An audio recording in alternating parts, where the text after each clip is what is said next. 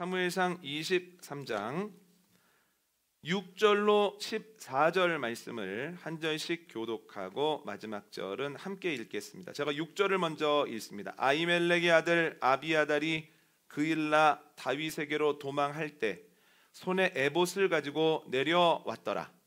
다윗이 그일라에 온 것을 어떤 사람이 사울에게 알림해 사울이 이르되 하나님이 그를 내 손에 넘기셨도다.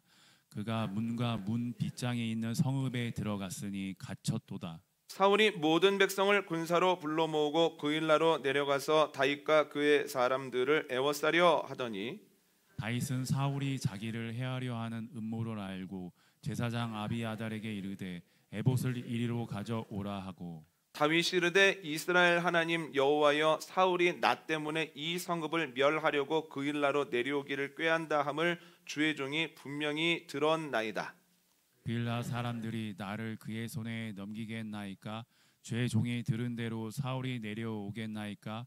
이스라엘의 하나님 여호와여 원하건대 주의 종에게 일러 주옵소서 하니 여호와께서 이르시되 그가 내려오리라 하신지라. 다윗이 이르되 그일라 사람들이 나와 내 사람들을 사울의 손에 넘기겠나이까 하니 여호와께서 이르시되 그들이 너를 넘기리라 하신지라. 다윗과 그의 사람 600명 가량이 일어나 그일라를 떠나서 갈 수 있는 곳으로 갔더니 다윗이 그일라에서 피한 것을 어떤 사람이 사울에게 말하매 사울이 가기를 그치니라. 함께 하겠습니다. 다윗이 광야에 요새에도 있었고 또 십광야 산골에도 머물렀으므로 사울이 매일 찾되 하나님이 그를 그의 손에 넘기지 아니하시니라. 아멘. 품이 넓은 다윗이 하나님의 명령에 따라 블레셋을 치고 그일라를 구합니다. 다윗과 그의 사람들이 그일라에서 생활을 하는데 이상한 이야기가 들립니다. 우리가 이곳에 있다는 이야기를 사울이 전해 듣고 사울이 군사를 이끌고 이곳으로 올 예정이랍니다. 그런데 이 소문이 사실이에요. 여러분, 사울이 다윗과 그의 사람들에 대한 이야기를 듣고서 쾌재를 부릅니다. 야, 드디어 하나님이 그를 내 손에 넘기시는구나. 그가 성읍에 들어갔으니 이제 성문만 막으면 그가 도망갈 데가 없겠구나. 그는 도간에 든 쥐다. 그런데 이 사실을 다윗이 알 리가 없지 않습니까? 그래서 그 소문을 들은 다윗이 하나님께 나아가 묻습니다. 하나님, 이런 소리가 들리는데 사실입니까? 그가 내려오겠습니까? 그랬더니 하나님께서 내려온다? 그렇다라고 하시죠. 그러자 또 묻습니다.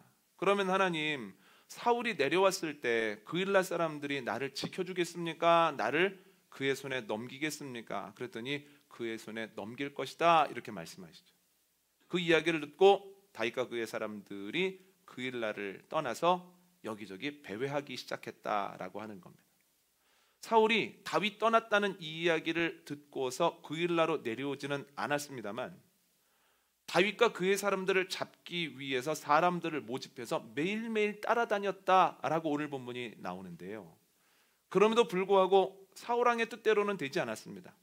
왜냐하면 하나님이 다윗과 그의 사람들을 지키셨기 때문입니다. 저는 오늘 본문을 묵상하면서 하나님이 지키시는 사람들의 특징이 있구나, 하나님이 누구를 지키실까 하는 것을 생각해 봤는데요. 두 가지로 정리를 해봤습니다. 첫 번째로는 어디에나 에봇을 가지고 가는 사람들을 하나님이 지키신다는 거예요. 오늘 본문 6절 한번 읽어볼까요? 사무엘상 23장 6절 말씀입니다. 함께 읽습니다. 시작. 아히멜렉의 아들 아비아달이 그일라 다윗에게로 도망할 때 손에 에봇을 가지고 내려왔더라. 아멘.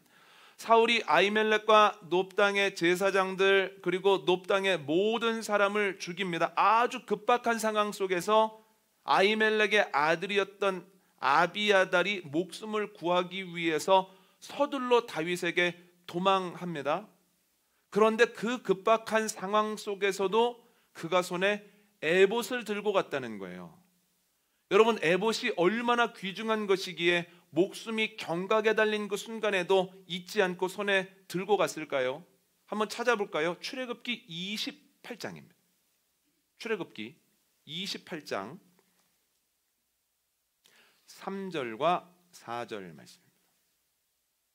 출애굽기 28장 3절과 4절 말씀 함께 읽도록 하겠습니다. 시작.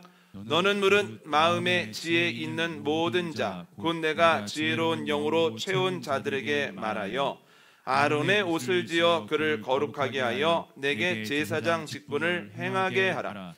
그들이 지을 옷은 이러하니 곧 흉패와 에봇과 겉옷과 반포 속옷과 관과 띠라. 그들이 내 형 아론과 그 아들들을 위하여 거룩한 옷을 지어 아론이 내게 제사장 직분을 행하게 하라. 아멘. 하나님께서 시내산에서 이스라엘 백성들과 계약을 맺으십니다. 그 이후에 시내산 정상으로 모세를 부르셔서 그들이 지켜야 할 법에 대해서 알려주시고 또 그들이 예배할 장소 성막과 성막 안에 있어야 하는 성물들의 설계도도 알려주십니다. 그리고 제사장들이 성막에서 예배를 집례할 때 입어야 할 옷도 만들라고 하시는데 제사장들이 예배를 집례할 때 입는 옷이 에봇입니다. 그런데 여러분, 이 에봇이 성경 말씀에 근거하여 구성해 보면 이렇게 생겼거든요. 그런데 에봇의 여러 가지 특징 중에 저희가 살펴봐야 되는 것이 두 가지가 있습니다. 첫 번째는 어깨에 두 어깨바지가 있는데 그 위에 호마노라고 하는 보석이 올려져 있다는 거예요. 그런데 호마노 보석 하나마다 이스라엘의 6지파의 이름이 새겨져 있습니다. 6지파 새겨져 있으니 모두 12지파의 이름이 새겨져 있는 거죠. 왜 이렇게 하라고 하셨을까요? 제사장이 예배를 위해서 성막으로 나아갈 때 나는 개인의 자격으로 나아가는 것이 아니라 12지파의 대표로서 나아가는 거야 라고 하는 무거운 책임감을 가지고 나아가라고 이렇게 명령하셨습니다. 우리도 어려운 일, 막중한 일을 맡을 때 어디가 무겁다고 합니까?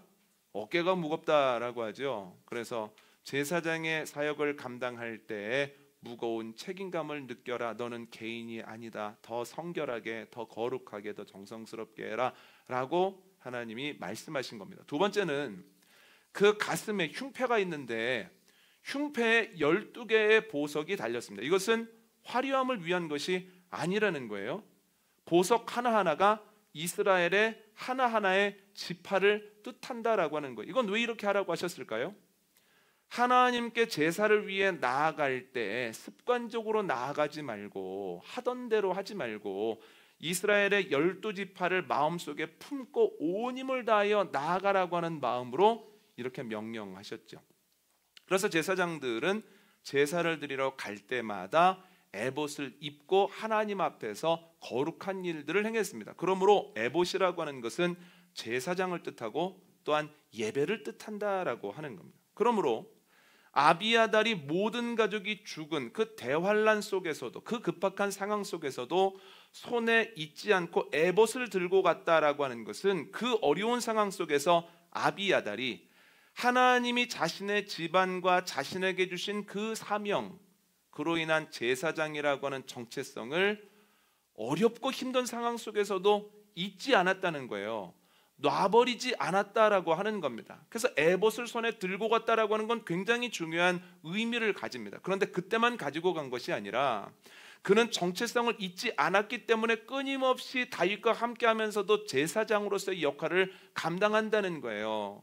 어려운 일이 있을 때마다 에봇을 들고 가서 하나님께 함께 기도하고 하나님의 음성을 듣죠. 다윗이 어려워하는 그 순간에 제사장으로서 그를 위로했다라고 하는 겁니다. 즉 그가 에봇을 손에서 놓지 않았다, 어디를 가든지 손에서 잡고 다녔다라고 하는 것은 그가 예배 드릴 때뿐만이 아니라 예배가 끝난 이후에도 제사장으로서의 정체성을 가지고 있었고, 그가 성막에서 혹은 예배 처소에서만 제사장으로서의 정체성을 가지고 있는 것이 아니라 이리저리 옮겨 다니고 다급한 순간에도 그 정체성을 잊지 않았다라고 하는 겁니다. 여러분, 이 모습을 보시고 하나님이 아비아달을 어찌 아끼지 않으시겠습니까? 그를 왜 지키지 않으시겠습니까? 어떤 상황 속에서도 주님께서 주신 그 사명과 정체성을 붙들기 위해서 몸부림치는 것을 보면서 그를 아끼고 그를 지키실 수밖에는 없다는 거예요. 그런데 상황이 바뀌어도 정체성이 변하지 않게 해서 노력한 사례는 성경에 너무 많다는 거예요. 한번 읽어볼까요? 사도행전 4장 18절로 20절을 한번 찾아보시죠.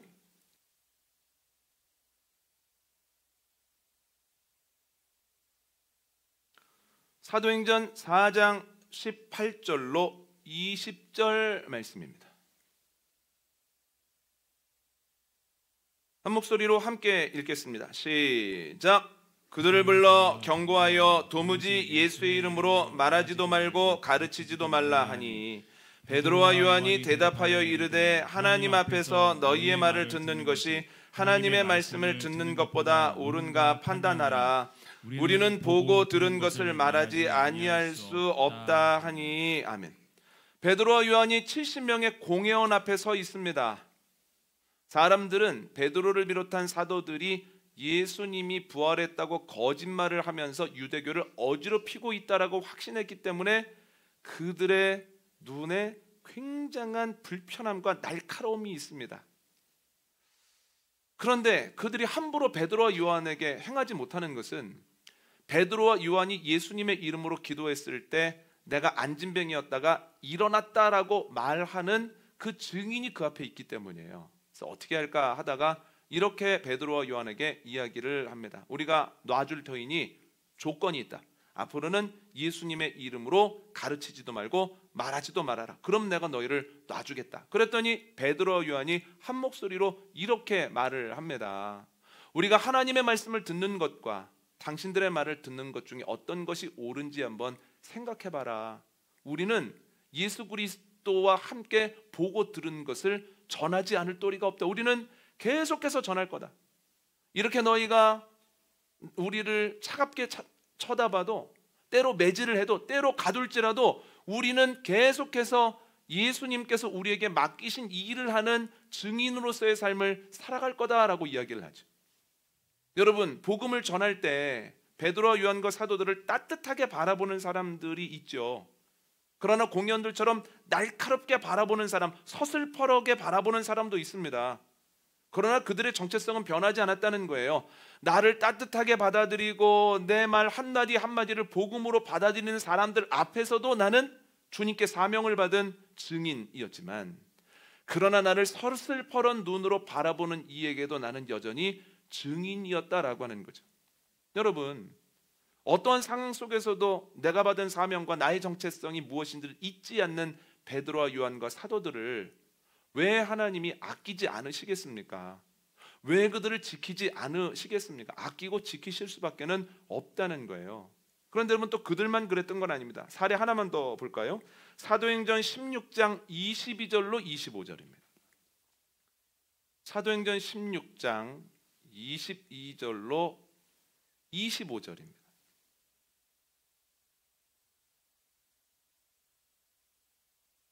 함께 읽습니다. 시작.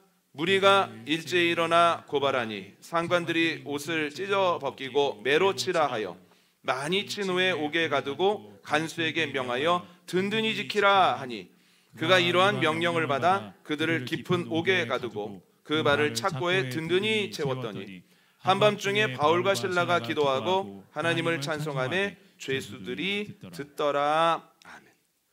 바울과 실라가 빌립보로 갑니다. 하루는 빌립보에서 기도하러 가는데 귀신 들린 여종을 만납니다. 귀신 들린 여종이 바울과 실라를 졸졸졸졸 쫓아다닙니다. 그리고 말씀을 전하고 있을 때 갑자기 이렇게 얘기합니다. 이 사람들은 지극히 높으신 하나님이 당신들에게 보내신 사람입니다.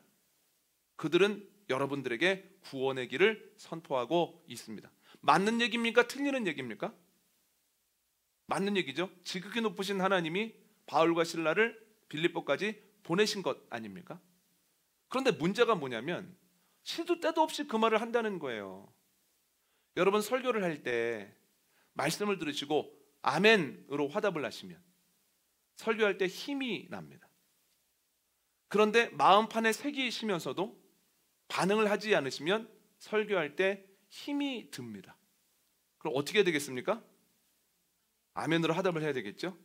그런데 진짜 어려운 경우는 아멘을 하시는데 전혀 맥락에 상관없는, 하시면 안 되는 곳에서 아멘을 하면 아무리 말씀을 잘 준비하고 또한 주님 안에서 노련하게 목회를 하는 분들도 때때로 맥이 툭 하고 끊어져 버리는 경험을 하시거든요. 제가 어렸을 때 경험한 게 뭐냐면, 그렇게 부흥회를 많이 하신 훌륭한 목사님들도 거기서 하면 안 되는데 어린 나도 알겠네 싶은 그곳에서 아멘 크게 하면 갑자기 말씀을 전하시다가 어디까지 했더라 이러실 때가 있었거든요.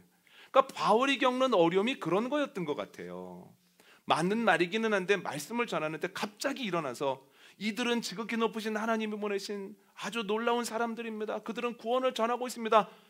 말씀을 전하는데 계속해서 맥이 끊기는 거예요. 전하는 사람이나 듣는 사람이나. 그래서 하루는 바울이 그 여인 안에 들어가 있는 귀신에게 예수 그리스도의 이름으로 나와라 하고 명합니다. 그 즉시로 귀신이 나가거든요.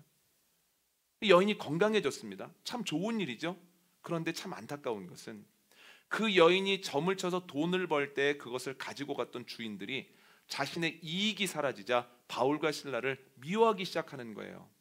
그런데 그들에게 가서 이 사람들이 내 여종을 고쳐줬기 때문에 내 수입이 사라졌다라고 얘기할 수는 없는 겁니다. 그래서 어떻게 그들을 모함하냐면, 이들은 유대인인데 갑자기 우리 성에 들어와서 이 성을 어지럽게 만들고 있다. 이들이 뭘 하냐면 자신들의 풍습을 전하는데 그 풍습은 로마 시민인 우리가 따를 수도 없고 전할 수도 없는 이상한 일들이라고. 그랬더니 사람들이 막 몰려가서 바울과 실라를 옥에 잡아 가둬야 된다라고 소리치기 시작합니다. 그 얘기를 듣고 관리가 그 바울과 실라를 잡아서 옷을 찢어서 벗기고 매질을 합니다. 그리고 감옥 깊은 곳에 가뒀다라고 하는 거예요. 여러분, 참 억울한 일이죠. 이게 웬일입니까? 바울과 실라가 잘못한 게 뭐가 있습니까? 말씀을 성실하게 전하고 또 주님의 능력으로 또 귀신 들린 자를 고쳐준 것밖에 없지 않습니까? 너무나 억울한 순간인데, 그런데 그 밤에 누구를 원망하는 것도 아니고 힘이 빠져서 낙심하는 것도 아니고 아프다고 신음소리를 내는 것도 아니고 사람들이 다 들을 수 있을 만큼 찬양하고 기도하고 찬양하고 기도하고 하나님의 이름을 높이 드라는 거예요. 여러분, 그들이 그렇게 하는 이유가 무엇입니까? 사람들에게 환영을 받을 때에도, 사람들에게 박해를 받을 때에도 나는 하나님의 보내심을 받은 선교사다라고 하는 분명한 믿음이 있었기 때문입니다. 매를 맞기 전에도 나는 하나님의 말씀을 전하는 사람이었고, 매를 맞은 이후에도 나는 하나님의 말씀을 전해야 된다라고 하는 분명한 정체성을 그들이 가지고 있었기 때문이라는 거예요. 여러분, 하나님께서 바울과 실라를 보시고 어찌 그들을 아끼지 않으시겠습니까? 어떻게 그들을 지키시지 않으시겠습니까? 그들을 아끼고 지키시죠. 근데 어떻게 될까요? 한번 볼까요? 사도행전 16장 26절입니다. 사도행전 16장 26절 함께 읽습니다. 시작. 이에 갑자기 큰 지진이 나서 옥터가 움직이고 문이 곧다 열리며 모든 사람의 매인 것이 다 벗어진지라. 아멘. 갑자기 큰 지진이 일어나서 옥의 문이 열리고 그 발을 묶고 있었던 착고가 풀어지더라는 거예요. 이게 무엇입니까? 하나님께서 그들을 기뻐하시고 그들과 함께 하시고 그들을 지키신다라고 하는 가장 확실한 증거가 드러나게 되었다라고 하는 것. 하나님이 그들을 아끼시고 그들을 지키시죠. 그런데 놀라운 건 그 다음부터입니다. 조금 더 읽어볼까요? 사도행전 16장 27절과 28절 한번 읽어볼까요? 간수가 자다가 깨어 옥문들이 열린 것을 보고 죄수들이 도망한 줄 생각하고 칼을 빼어 자결하려 하거늘 바울이 크게 소리질러 이르되 내 몸을 상하지 말라, 우리가 다 여기 있노라 하니. 아멘. 이 모습을 보고 잠들었다가 일어난 간수가 큰일 났구나, 책임을 물어야 될 텐데 얼마나 고통스럽게 책임을 물을까, 차라리 죽는 게 낫겠다 해서 자결을 하려고 하거든요. 그런데 그때 바울과 실라가 멈추라고, 우리가 도망가지 않았다고, 다 여기 있다라고 이야기를 합니다. 여러분, 바울과 실라가 자신들을 우리는 억울하게 매맞고 갇힌 죄수야 라고 생각했다면 옥문이 열리자마자 도망갔겠죠. 그런데 여러분, 그들에게는 그런 면도 있었으나 그러나 그들에게 더 강력한 정체성이 있었는데 그들은 하나님의 마음을 품은 선교사였다는 거예요. 하나님의 마음을 품은 복음 전도자였다는 거예요. 그래서 옥문이 열리고 착고가 풀어졌음에도 불구하고 차마 도망가지 못하는 겁니다. 우리가 도망갔다가 이 사람들 어떻게 되겠어 하면서 그 자리에 머물러 있었다라고 하는 거예요. 여러분, 하나님께서 그들을 왜 아끼지 않으시겠습니까?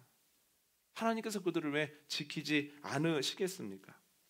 여러분, 우리도 하나님이 아끼실 수밖에 없는, 하나님이 지키실 수밖에 없는 하나님의 사람들이 되기를 원합니다.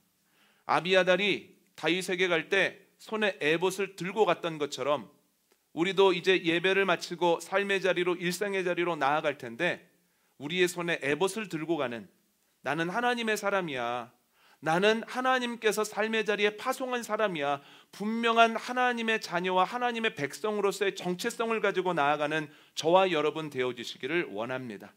예배가 끝나고 삶의 자리로 나아가서 왕같은 제사장으로서 어디에서나 멋있게 살아가는 일주일 되어주시기를 원합니다. 또한 베드로의 길을 걸어가게 되기를 원합니다. 나를 환영하는 사람 앞에서뿐만 아니라 나를 냉소적으로 바라보는 사람들 앞에서도 마음이 흔들리지 않게 되어지기를 원합니다. 그래, 나는 여전히 하나님의 자녀고 나는 여전히 하나님이 사랑하는 사람인데 그들이 나를 환영하건 나를 냉소적으로 보건 내가 왜 변화돼야 돼? 나는 여전히 따뜻한 마음으로 그들을 대하고 여전히 주님의 증인으로서 이야기를 해야지 할 때에 주님의 아끼심과 주님의 지키심이 저와 여러분에게 넘치게 되어지기를 원합니다. 또한 바울과 같은 길도 걸어가게 되기를 원합니다. 때로는 억울할 때가 있거든요. 그러나 그 억울한 것 하나님이 알고 계심을 기억하고 억울한 것이 아니라 하나님께 받은 은혜와 사랑을 더 기억할 때 억울함을 넘어서게 하시는 하나님의 온유한 역사가 저와 여러분에게 넘치게 되어지기를 원합니다. 우리가 아비아달과 다윗과 베드로와 바울의 길을 걸어갈 때 주님께서 우리도 아끼시고 우리도 지키실 줄 믿습니다. 두 번째는 주님께 언제나 묻고 순종하는 사람들을 주님이 지키신다는 거예요. 여러분, 그 일나로 사울이 내려온답니다 라고 하는 말을 듣고 다윗이 어떻게 판단했을까요? 제가 다윗이라면 이렇게 판단했을 것 같습니다. 그래, 그럴 것 같다. 한 90% 이상은 사울이 내려오겠다. 왜냐하면 여러분, 아둘람 굴에 있는 다윗을 찾아온 게 몇 명입니까? 400명이죠. 그런데 오늘 본문을 보면 그일라 사람들을 구하기 위해서 블레셋 사람들과 전쟁했던 사람들이 몇 명입니까?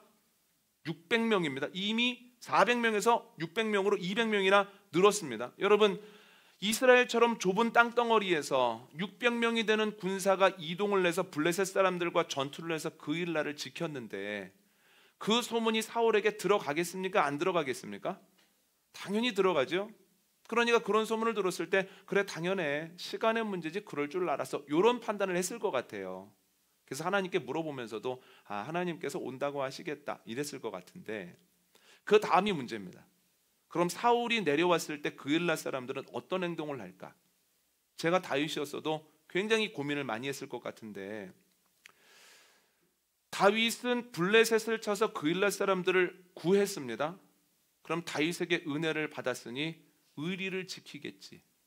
이게 은혜를 입고 오래된 것도 아니고 불과 몇 주 지난 건데 당연히 나를 지키겠지. 은혜를 아는 사람들이라면 이렇게 이제 생각을 할 게 하나가 있을 것 같고, 두 번째는 불안한 마음이 들 수도 있을 것 같은 게, 여러분, 사울이 다윗을 죽이려고 한다는 소문은 이미 나라 안에 파다하게 퍼졌습니다. 그러면 이 그일라 사람들이 은혜를 입었다고 하여도 어떻게 해야 되겠습니까? 다윗을 잡아서 사울에게 대령하거나, 그렇게 못하겠으면 그래도 다윗이 자신들에게 있다라고 하는 소식만은 빨리 전해야 됐을 것 아닙니까? 그런데 그일라 사람들이 안 그랬다는 거예요. 그러니까 사울이 어떤 판단을 하겠습니까? 아하, 다윗과 그일라 사람들이 한 통속이구나, 이렇게 생각을 했다는 거예요. 그 증거가 오늘 본문에 나오는데요. 한번 읽어볼까요? 오늘 본문 사무엘상 23장 10절입니다. 10절 함께 있습니다. 시작. 다윗이 이르되 이스라엘 하나님 여호와여, 사울이 나 때문에 이 성읍을 멸하려고 그일라로 내려오기를 꾀한다 함을 주의 종이 분명히 들었나이다. 아멘. 여러분, 왜 멸하려고 합니까? 다윗 때문에 멸하려고 한다는 거예요. 그일랏 사람들이 다윗과 한편이라고 생각을 하는 거죠. 그러면 그일랏 사람들이 살기 위해서 어떻게 해야 되겠습니까? 한편이 아니라고 하는 것을 증명하기 위해서라도 사울이 오기 전에 잡아놨다가 오자마자 그냥 그에게 연행시키는 것이 가장 좋은 방법이라는 거예요.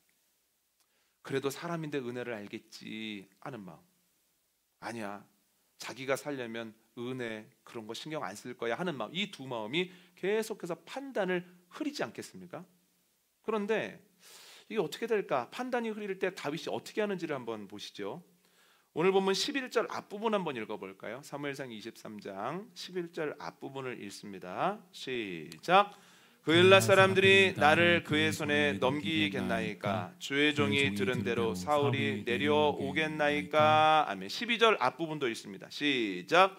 다윗이 이르되 그일랏 사람들이 나와 내 사람들을 사울의 손에 넘기겠나이까 하니. 아멘. 다윗은 하나님께 묻습니다. 어떻게 되겠습니까? 어떻게 하면 좋겠습니까? 어떻게 하는 게 선한 방법이니까 주님께 묻죠. 왜 그렇습니까? 나의 주인이신 하나님이 이 일에 대해서 가장 잘 알고 계신다라고 하는 믿음이 있었기 때문이에요. 그리고 주님의 음성을 들은 이후에 하나님께서 말씀하시면 그대로 행했다는 거예요. 그래서 사울이 내려왔을 때 그일랏 사람들이 너를 넘겨줄 거다 말씀하시자마자 다윗과 600명의 사람들이 그 즉시로 그일랏을 떠났다라고 하는 거죠. 여러분 생각해 보십시오. 주님의 음성을, 주님의 뜻을 묻고 주님의 음성을 듣고 주님의 음성에 순종하죠. 하나님께서 그를 왜 아끼시지 않겠습니까? 하나님께서 왜 그를 책임지지 않으시겠습니까? 가장 안타까운 경우는 뭐냐면 하나님은 아는데 결정적인 순간에 묻지 않고 자기 나름대로 하는 겁니다. 자기 나름대로 결정을 해서 문제를 만나고 그 문제가 깊어지죠. 그러면 그제서야 하나님 어떻게 하면 좋겠습니까? 라고 기도하는 게 가장 안타까운 경우입니다.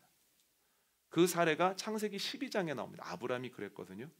기근이 들었을 때 하나님 어떻게 하면 좋겠습니까? 묻지 않았습니다. 자신이 보기에 가장 좋은 방법, 좋은 방향이라고 생각했던 애굽으로 내려가고 두려운 마음이 들자 또 자기 나름대로 아내를 누이라고 속이고 문제가 점점 커지고 복잡해지죠.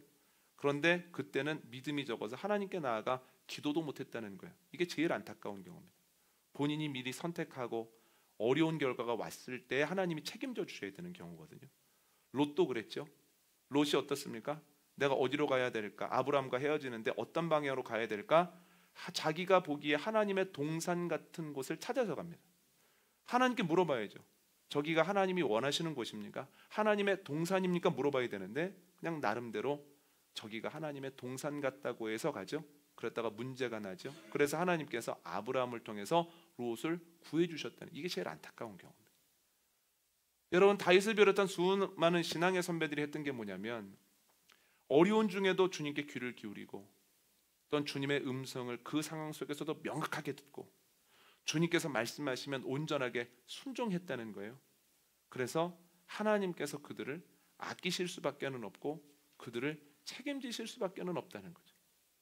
여러분, 베드로도 여기에 해당합니다. 지난주 베드로 기억나십니까? 그는 품이 넓게 태어나지는 않았지만, 품이 넓은 환경에서 자라나지는 않았지만, 그러나 성령님의 인도를 따라 나아갈 때 그의 품이 점점 넓어졌다고 말씀을 드렸죠. 그런데 그가 나는 유대인이야, 나는 참 괜찮은 사람이야 라고 하는 그 교만해질 수 있는 상황에서도 성령님의 음성에 귀를 기울이고 성령님의 음성에 따르고 순종했을 때 결국 주님께서 베드로를 통해서 하나님의 나라를 점점 확장시키더라는 거예요. 바울은 어떻습니까? 성경 마지막으로 한 군데만 더 읽어볼까요? 사도행전 27장입니다. 사도행전 27장 23절로 26절 말씀을 읽겠습니다. 사도행전 27장 23절로 26절 말씀 한 목소리로 함께 읽습니다.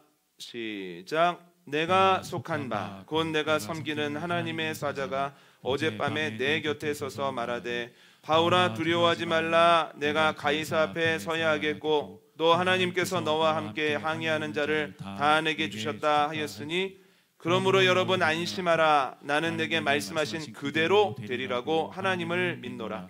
그런즉 우리가 반드시 한 섬에 걸리리라 하더라. 아멘.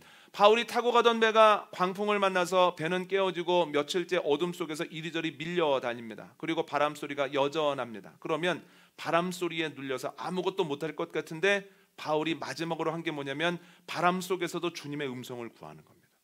그리고 주님께서 음성을 들려주셨을 때 명확하게 그것을 듣습니다. 그리고 온전하게 반응합니다. 사람들에게 이렇게 이야기를 합니다. 내가 바람이 흉흉하게 불던 어젯밤에 하나님의 음성, 내 주인의 음성을 분명하게 들었습니다. 한 사람도 죽지 않는답니다. 그러니 안심하십시오. 나는 하나님의 말씀을 온전히 믿습니다. 이 배가 반드시 한 섬에 걸릴 것입니다. 이렇게 얘기를 하죠. 바람이 흉흉한 상황 속에서도 주님의 음성에 귀를 기울이고, 어려운 상황 속에서도 주님의 음성을 명확하게 듣고, 또한 들린 그 음성에 온전하게 반응할 때 하나님께서 왜 바울을 아끼지 않으시겠습니까? 왜 바울을 책임지지 않으시겠습니까? 여러분, 우리도 이러한 길을 걸어가게 되기를 원합니다. 수많은 신앙의 선배들처럼 어떤 상황에 있든지, 곤고하든지 풍성하든지 어렵든지 혹은 형통하든지 늘 주님의 음성에 귀를 기울이고, 늘 주님의 음성을 또렷하게 듣고, 늘 주님의 음성에 온전하게 순종할 때 하나님이 아끼시는 사람들, 하나님이 책임지시는 사람들 되기를 원하고, 오늘 예배를 마치시며 한 손에 에봇을 들고 나아가서 왕 같은 제사장으로 살려고 일주일 동안 몸부림치실 때 하나님이 아끼시고 하나님께서 지키시는 복된 일주일 살아가시기를 원합니다.